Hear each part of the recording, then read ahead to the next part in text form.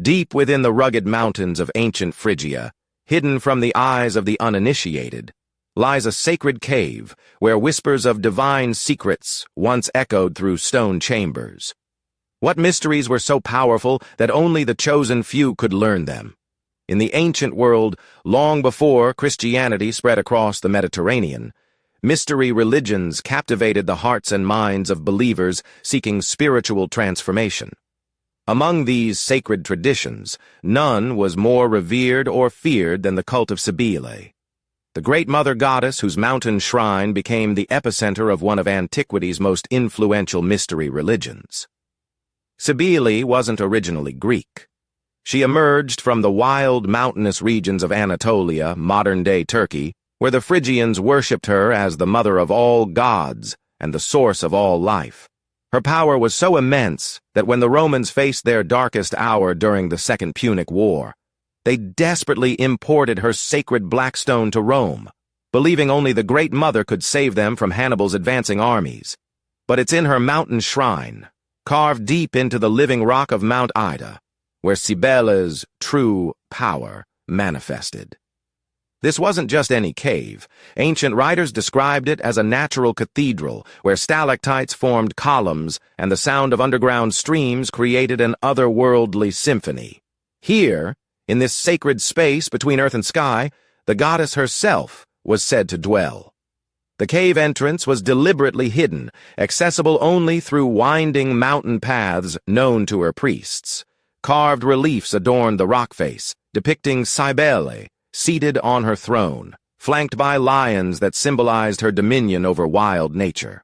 Pine trees, sacred to the goddess, grew around the entrance, their resin filling the air with intoxicating fragrance that prepared pilgrims for the mysteries within. Inside the shrine, the atmosphere was electric with divine presence. Torches flickered against walls adorned with precious metals and gems, casting dancing shadows that seemed to bring the carved images to life. At the cave's heart stood Cybele's altar, where her sacred stone rested, meteoric rock that had fallen from heaven itself. This wasn't mere superstition. The stone's unusual composition and magnetic properties convinced ancient believers they were witnessing genuine divine power. But who was Cybele? And why did her mysteries hold such sway over the ancient world? Known as the Magna Mater, or Great Mother, she embodied the earth's fertility and the wild, untamed aspects of nature. Unlike the refined Olympian deities, Cybele was primal, passionate, and dangerous. She loved deeply and grieved profoundly, especially for her consort Attis, whose tragic death and resurrection formed the core of her mystery teachings. The story of Attis reveals why Cybele's mysteries were so compelling. Born from an almond tree that had grown from the severed genitals of the hermaphroditic deity Agdistis, Attis was beautiful beyond description. Cybele fell desperately in love with him, but when he planned to marry another, the goddess's jealous rage drove him to madness. In his frenzy, Attis castrated himself beneath a pine tree and died from his wounds. Cybele's grief shook the mountains. She carried Attis's body to her cave shrine, where her tears mingled with his blood, creating the first violets. Zeus, moved by her sorrow, granted that Attis's body would never decay and that his hair would continue to grow. Some versions promise his eventual resurrection, making this one of the earliest death and rebirth myths that would later influence other mystery religions. This tragic tale wasn't just entertainment. It formed the foundation of Cybele's mystery rites, elaborate ceremonies that promised initiates spiritual death and rebirth, mirroring Attis's fate. The exact details of these rites remain unknown, as initiates swore sacred oaths of silence.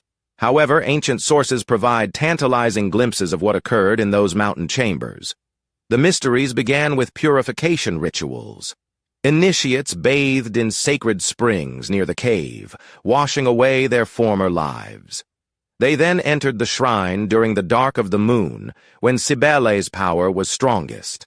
Inside, they encountered the galley, Cybele's priests who had castrated themselves in religious ecstasy, following Attis's example.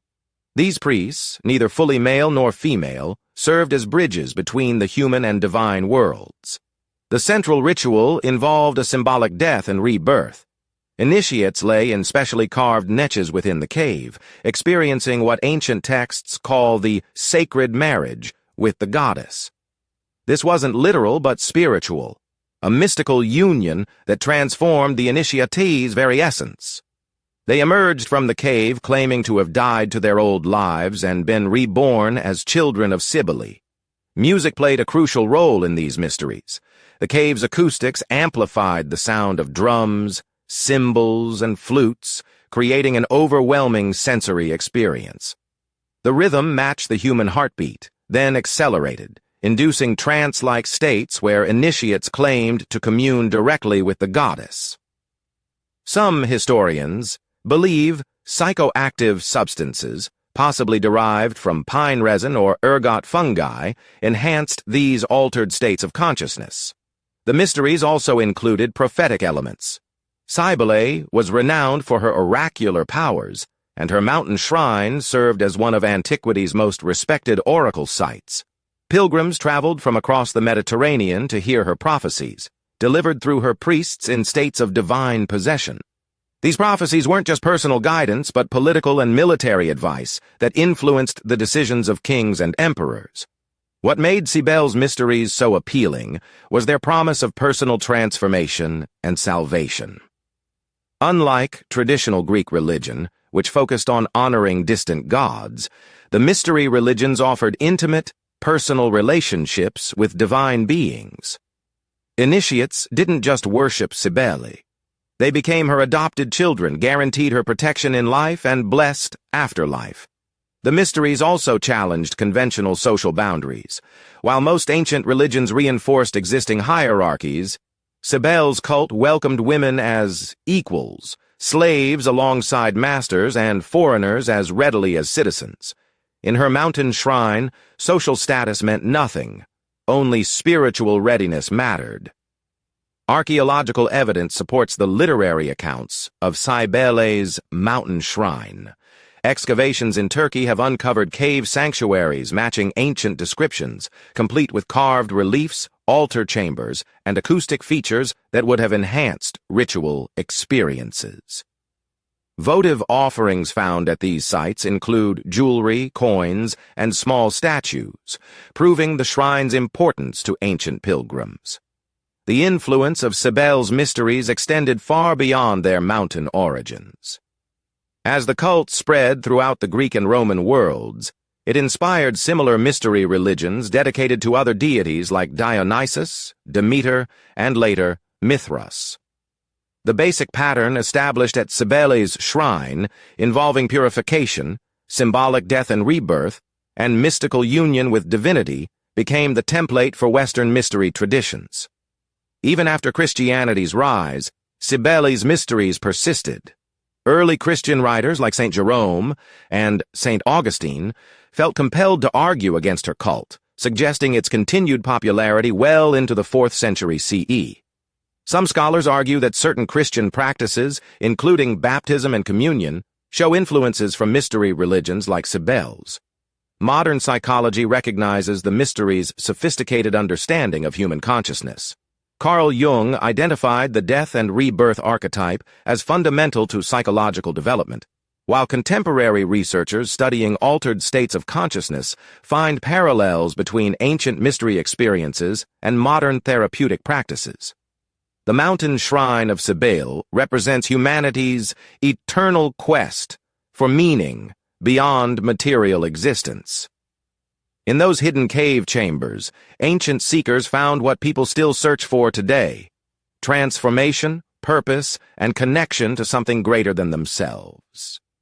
The goddess, who taught her secrets in the mountains, reminds us that some truths can only be discovered in sacred spaces, away from the ordinary world's distractions. Cybele's mountain shrine ultimately reveals the power of mystery itself. By keeping her deepest teachings secret, the goddess ensured they remained precious and transformative. Sometimes, The most profound truths aren't meant to be shouted from mountaintops but whispered in hidden caves to those ready to receive them.